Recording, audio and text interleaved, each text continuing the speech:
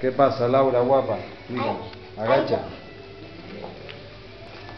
Hay dos paquetes y en cada paquete hay 6 refrescos. Y yo quería saber cuántos refrescos hay entre los dos. Y en esta hay 6 y en esta hay 6 y 6 y 2 por 6 serían 12.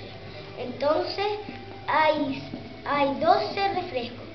Muy bien, vale, perfecto. Muy bien. Si cada refresco vale 2 euros, ¿cuánto costarán todos? Cada refresco vale 2 euros, ¿cuánto costarán todos? Guillermo. Zuli. 24. ¿Por qué? Porque aquí, si esto vale 2 euros, estos dos, y estos dos da 12. Y los otros hay lo mismo, y 12 más 12 son 24. Muy bien. ¿Alguien lo pensó de otra manera? ¿Tú, Tommy? Que 6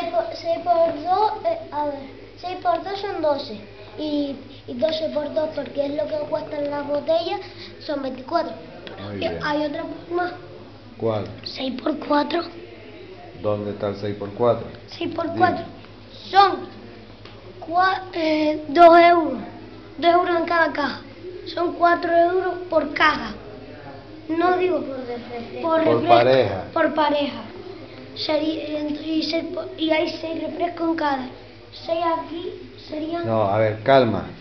A ver, Guille, mira. Silencio y piensa. A ver. Serían 4 euros Por 2 parejas. por pareja. Por pareja. Si aquí... ¿Y cuántas parejas hay? 12. Y 6 por 2. ¿Cuántas parejas hay, Guillermo? 6. Entonces, Son 6 por 4 son 24. muy bien.